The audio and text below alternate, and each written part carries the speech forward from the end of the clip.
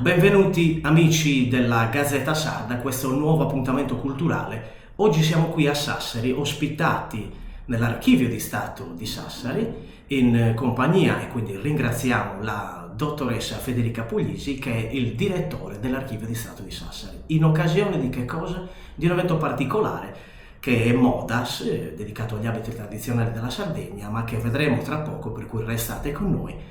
E adesso però vorremmo regalarvi, noi della Gazzetta Sarda, un momento culturale molto importante grazie al direttore, appunto la dottoressa Puglisi, che ci farà capire cosa significa avere un archivio di Stato cittadino così importante e interessante, e ovviamente tutto il contenuto della cultura materiale che è a vostra disposizione, di voi cittadini, di tutti noi.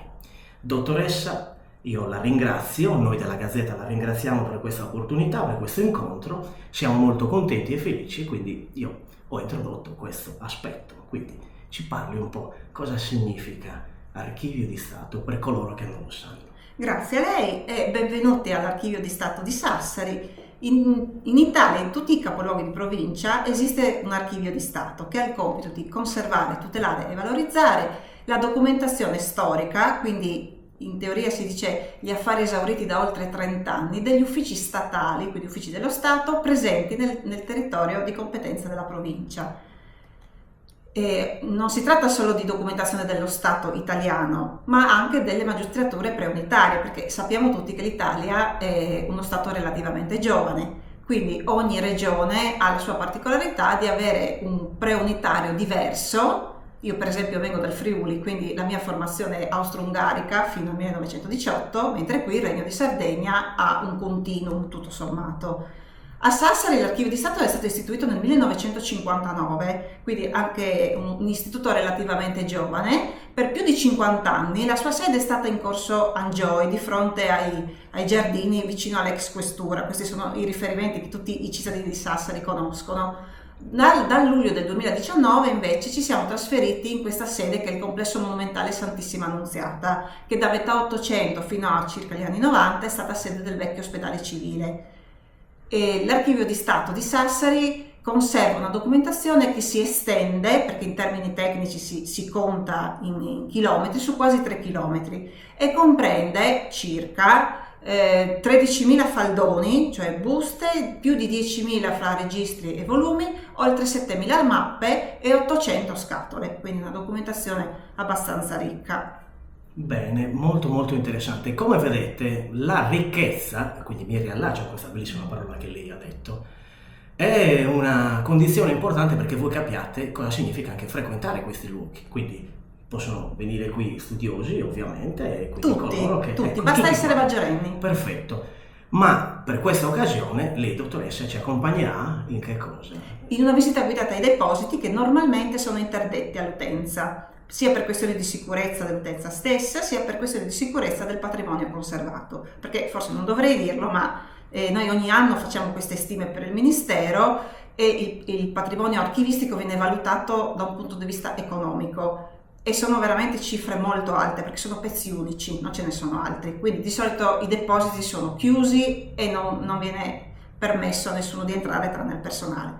Però per questa volta facciamo un viaggio attraverso i nostri archivi e attraverso la storia della Sardegna, ovviamente. Bellissimo, noi ovviamente la ringraziamo, quindi vedete amici della Gazzetta Sarda, vi portiamo, grazie a coloro che ce lo permettono, e anche in un viaggio emozionale, perché tutti coloro che per esempio hanno visto e studiato magari su un documento ora potranno capire esattamente da che cosa scaturisce tutto questo e qual è il grande lavoro di appunto persone come voi e di questi luoghi, grazie appunto insomma all'impegno, e quindi è un regalo anche alla nostra comunità. Cosa dice? Andiamo? Andiamo, sì. Adesso andiamo, rimanete con noi. Eccoci, allora siamo qui, dottoressa, dove siamo esattamente? Questo è il nostro deposito centrale. Noi lo chiamiamo così perché è quello più vicino alla sala studio, è quello dove abbiamo collocato i fondi con documentazione più pesante, vedete appunto questi registri come sono voluminosi, e soprattutto più consultata. Quella che viene inquadrata adesso sono i registri del cessato catasto. il primo catasto terreni che è stato impiantato in Sardegna a metà dell'Ottocento. È stato un impianto un po' tardivo perché, visto che in Sardegna c'è stato un lungo permanere sia degli usi civici, gli ademprivi, sia i diritti dei feudatari, arriviamo proprio a 800 inoltrato, solamente verso il 1840 il governo sabaudo è riuscito ad emanare delle disposizioni per l'impianto di un catasto prediale simile a quello che già c'era negli stati di terraferma. L'incarico fu dato al generale Carlo De Candia, che appunto fece redigere dei processi verbali di delimitazione, che sono proprio delle descrizioni del territorio. Assieme a questi processi verbali sono state anche disegnate, si tratta proprio di disegno d'acquerello, delle mappe, le cosiddette tavolette di rilievo e fogli d'unione, che sono proprio carte del territorio in scala 1 a 5000, che proprio ridisegnano il territorio dell'epoca.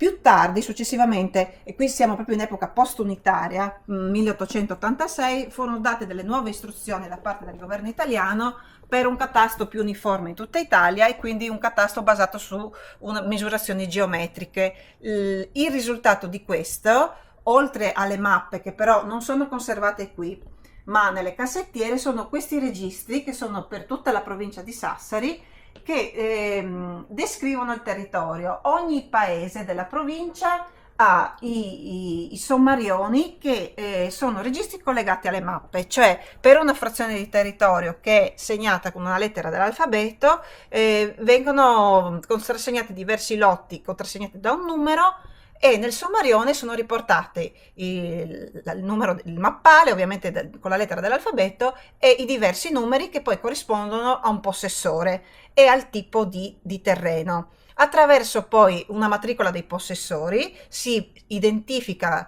il possessore e le partite che erano collegate, quindi le proprietà di quella persona.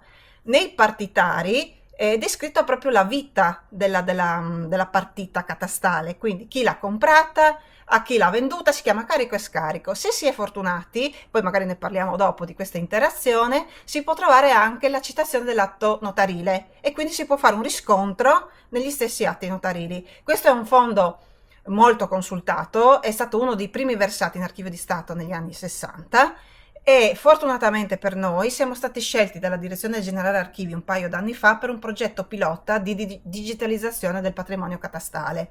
Quindi tutti questi registri che vedete sono stati fotografati, e però il progetto non è ancora stato portato a termine perché poi l'immagine digitale deve essere descritta, deve essere messa in condivisione, però ci auguriamo che presto sia fatto, perché sia per una questione di conservazione dei registri, sia anche per poter mettere a disposizione dell'utenza anche da remoto. Questa è diciamo una cosa che a cui la direzione archivi ci tiene molto e che noi speriamo di poter realizzare al più presto. Davvero tutto molto interessante, e ora adesso continuiamo. Proseguiamo. Perfetto, noi la seguiamo, io la seguo. Insieme al catasto terreni, qui c'è il catasto fabbricati, quindi Perfetto. stessa cosa. Però purtroppo di questi non ci sono mappe, il catasto terreni sono solo registri, e purtroppo manca anche, mentre per quello terreni c'è tutta la provincia di Sassari, quella storica, tranne Nuoro ovviamente, mentre nei fabbricati manca la parte di Tempio, diciamo il circondario di Tempio, e quello di Ozieri.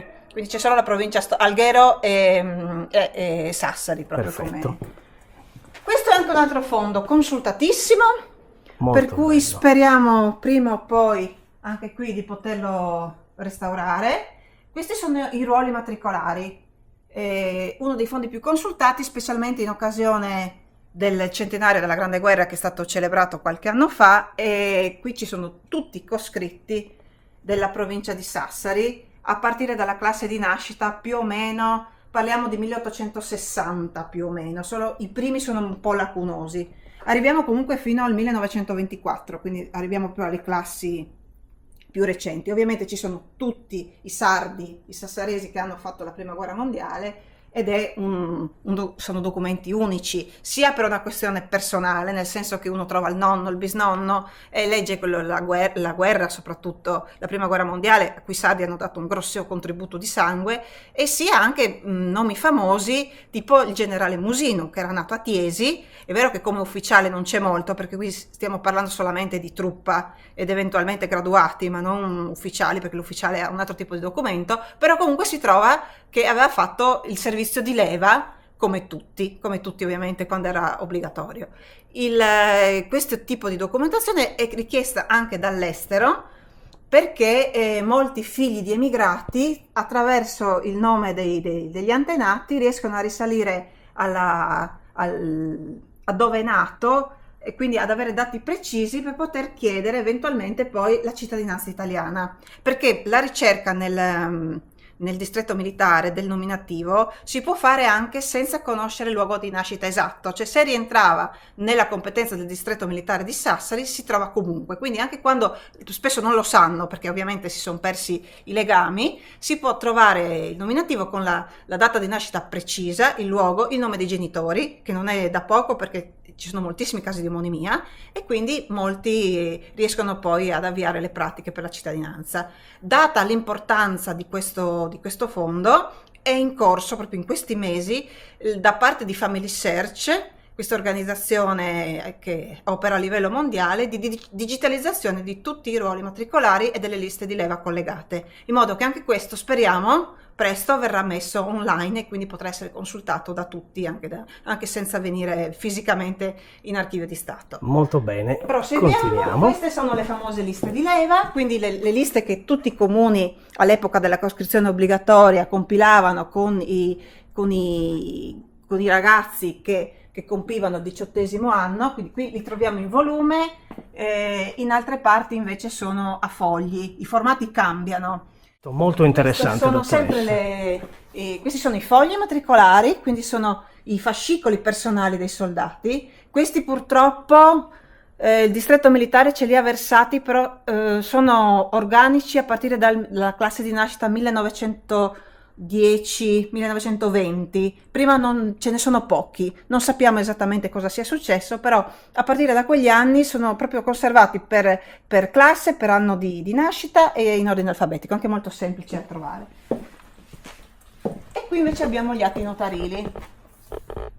Gli atti notarili è una parte veramente grande del nostro archivio, è una parte molto consultata. Di cui anch'io, dottoressa, ho avuto modo per i gremi, insomma, e quindi ho visto molte cose interessanti. La prego, continui, mi perdoni. Perché appunto negli atti notarili è descritta proprio la vita sociale ed economica della città e del suo territorio. Noi qui li conserviamo ordinati per notaio, quindi in originale, e per copia, ordinati per tappe o distretto. Questi sono copie, perché cosa succede? Il notaio aveva una sua copia ovviamente e poi portava un'altra copia dell'atto allora si chiamava l'ufficio di insinuazione. Gli uffici di insinuazione sono stati introdotti in epoca sabauda nel 1738. L'isola era stata divisa in tappe o distretti che erano sede proprio degli uffici di insinuazione. Quindi per Sassari ci sono Sassari, Alghero, Tempio, Ozieri, che è stata l'ultima ad essere istituita, e c'è anche qualcosa, ma poco, di Castelsardo. Lì gli atti notarili quelli che venivano insinuati, cioè registrati, perché poi in epoca post-unitaria si chiamavano uffici del registro, che molti hanno magari anche conosciuto, venivano poi riuniti in questi volumi per anno. Quindi queste Sassari ville, perché fino al 1830 Sassari ce l'abbiamo diviso in Sassari città e le ville, quindi i paesi intorno, divisi per anno ovviamente e per numero, nel senso che a ogni di solito c'è un trimestre, un quadrimestre, più o meno si cerca per data. È molto più semplice la ricerca negli atti, nelle copie. Noi le chiamiamo copie, ma in realtà sono originali, le chiamiamo copie per modo di dire, sono assolutamente originali. Arriviamo fino al 1923, perché il Codice dei Beni Culturali prevede il versamento degli atti dell'ultimo centennio, quindi arriviamo quasi insomma, siamo giusti come versamenti, perché questa nuova sede ci ha dato la possibilità di avere molto spazio e quindi di accogliere tutti i versamenti che sono previsti per legge. Grazie a dei finanziamenti che abbiamo avuto dal Ministero, fra quest'anno e l'anno scorso siamo riusciti a restaurare 30 volumi di atti notarili. Quindi abbiamo mandati che erano proprio talmente deteriorati, ma erano così già quando sono arrivati qua negli anni 60. Evidentemente erano stati conservati male in posti umidi e quindi si stavano proprio alcuni sgretolando, perché per quanto la carta all'epoca fosse più resistente di quella attuale, però rimanevano proprio in mano. E quest'anno siamo riusciti appunto a restaurarli e a rimetterli a disposizione dell'utenza. Si tratta di atti, li abbiamo messi qua, li abbiamo riordinati qua, li abbiamo messi in queste buste. Ecco, questo è un atto restaurato. Gli hanno proprio rifatto la coperta di pergamena che era proprio persa e hanno messo qui ai lati erano tutti smangiati proprio, perdeva proprio i pezzi, li hanno proprio messi dentro delle carte veline quasi invisibili in modo da poter recuperare la pagina. Bellissimo. Faccio un primo piano, molto interessante dottoressa, davvero molto interessante. E questo è 1765, secondo volume. E noi siamo ancora qui per questa bella visita guidata, quindi dottoressa Puglisi continui a regalarci le informazioni di questo luogo di cultura.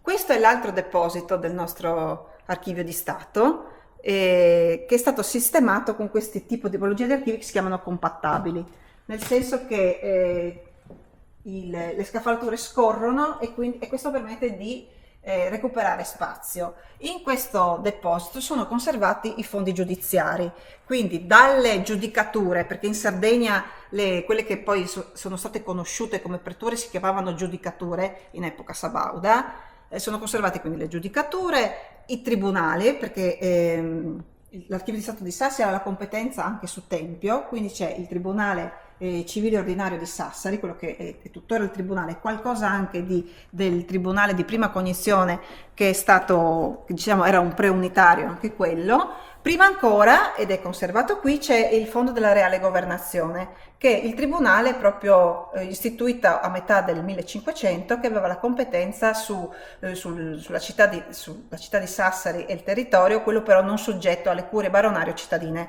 All'epoca lo Stato ancora non si era avvocato tutta la potestà di giudicare le persone, quindi i tribunali statali non avevano competenza su tutti i cittadini.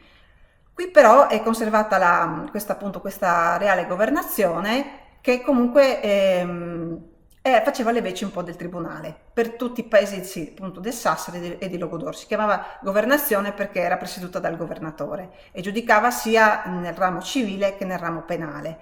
Per le cause, per l'appello alle sentenze della reale governazione c'era la reale udienza, che però quella è conservata a Cagliari. Questo è un primo excursus sugli archivi giudiziari. Oltre agli archivi giudiziari, qui sono conservati altre tipologie, tipo i fondi amministrativi, la questura, l'intendenza di finanza. Purtroppo qui c'è poco di prefettura, perché la prefettura negli anni 50, la prefettura di Sassari, ha avuto un'infezione termitica negli archivi ed è stato un peccato, perché la prefettura di solito sono fondi molto ricchi. Però a parte questo abbiamo anche le direzioni didattiche, perché prima delle riforme degli anni 90-2000 questi sono i registri. Questa è la direzione didattica di San Giuseppe di Sassari. Le direzioni didattiche erano enti statali, quindi come enti statali hanno versato la documentazione in archivio di Stato. I registri sono molto ricchi di informazioni, in particolare quelli post riforma gentile. La riforma gentile del 1923 prevedeva che nei registri scolastici, oltre all'elenco degli alunni e alle note di profitto che tutti si aspettano di trovare, ci fossero anche le relazioni dei maestri, tutta la vita scolastica in generale e soprattutto i giudizi. Alcuni giudizi che effettivamente, a leggerli con la sensibilità moderna, sono assolutamente inaccettabili, perché spesso i maestri scrivevano: questo è stupido, questa è una donna, non capisce niente, tanto poi non le serve studiare. Ne troviamo parecchie di queste osservazioni. Così come si trovano anche registri che erano dedicati esclusivamente alle classi dei tracomatosi. Tracoma, si sa, è una malattia degli occhi che in Sardegna era diffusa ancora negli anni 50 e c'erano le classi riservate solamente a questo tipo di bambini. Sono fondi che sono molto utili anche per capire l'alfabetizzazione della popolazione residente fino appunto agli anni 50-60, perché le ultime direzioni didattiche, gli ultimi registri arrivano agli anni 70, quindi a epoche abbastanza recenti. Queste sono le famose liste di leva che vi dicevo prima, che non sono conservate dall'altra parte perché hanno formati particolari e quindi li abbiamo dovuto mettere distese in attesa di metterle anche in cassettiere un po' più idonee. Bene, dottoressa, stiamo sempre proseguendo dove ovviamente eravamo già prima e quindi adesso lei che cosa ci sta facendo vedere esattamente? Questo è un archivio che è stato depositato perché è l'archivio dell'ospedale psichiatrico di Rizzeddu. Essendo proprietà dell'azienda sanitaria, quindi di un ente non statale, dalla normativa non è soggetto al versamento in archivio di Stato, però è stata firmata una convenzione un paio d'anni fa con la ASL di Sassari, per cui l'archivio è stato qui depositato, è stato anche parzialmente riordinato ed è messo a disposizione anche degli studiosi, sia pure facendo molta attenzione alle norme per la consultabilità, perché ovviamente, come immaginerete, ci sono dei dati molto sensibili, quindi di dati sanitari, per cui il codice dei beni culturali prevede che per i dati sanitari, quindi sia quelli riguardanti la salute delle persone, ma anche la vita sessuale e la vita familiare, devono essere passati almeno 70 anni. Noi stiamo molto attenti, prima di darle in consultazione controlliamo sempre il fascicolo, perché magari può sfuggire, ci può essere qualcosa di più recente, quindi bisogna stare molto attenti. In ogni caso è un archivio soprattutto formato di cartelle cliniche. Il manicomio a Sassari era stato fondato nel 1904, secondo quello che si dicevano i dettami della moderna psichiatria dell'epoca, e comprende più di 10.000 cartelle cliniche. Per il momento, gentilmente la invito a venire pian piano da questa parte e io volevo appunto chiederle quello del fattore della sicurezza. Prego, venga anche da questa, perché lei mi indicava poco fa, insomma, di fare un'inquadratura di questo genere, se non sbaglio, vero? Ecco, il motivo qual è? Perché così i nostri amici a casa capiscono meglio qual è questo genere di inquadratura. Perché? Questo era, l'ho detto prima, il vecchio ospedale. Il Ministero dei Beni Culturali l'ha restaurato nel corso degli anni 2000, mantenendo la struttura del vecchio ospedale, però cercando di adeguarlo alle norme di sicurezza dell'archivio. Il fatto che sia quasi tutto cartaceo eleva moltissimo quello che si chiama il carico d'incendio. Una volta un collega mi ha detto che siamo tipo una centrale nucleare. Non è vero, stava scherzando, però per dare un'idea, nel senso che qui il pericolo di incendio può essere grave, sia per una sicurezza delle persone, sia per una sicurezza dei documenti. A questo proposito il Ministero qui ha voluto mettere questo impianto, che ce ne sono pochi in tutta Italia, che si chiama Water Mist, e gli splinter si possono vedere sul soffitto. Se dovesse scoppiare un incendio qua dentro, da quegli ugelli che si vedono appesi al soffitto, esce una specie di nebbiolina che soffoca le fiamme. Quindi non è né acqua, perché l'acqua rovinerebbe ancora di più i documenti, e non è nemmeno un gas, perché i gas sono pericolosi, nel senso che si spengono le fiamme, non rovinano i documenti, ma sono pericolosissime per le persone, perché ci può essere un malfunzionamento e questi gas tolgono ossigeno e quindi sono molto pericolosi. Questo impianto Water Mist invece riesce a contemperare le due esigenze, sia di preservazione dei documenti, sia di preservare anche la vita delle persone, che tutt'al più si fa una doccia, insomma non è niente di grave.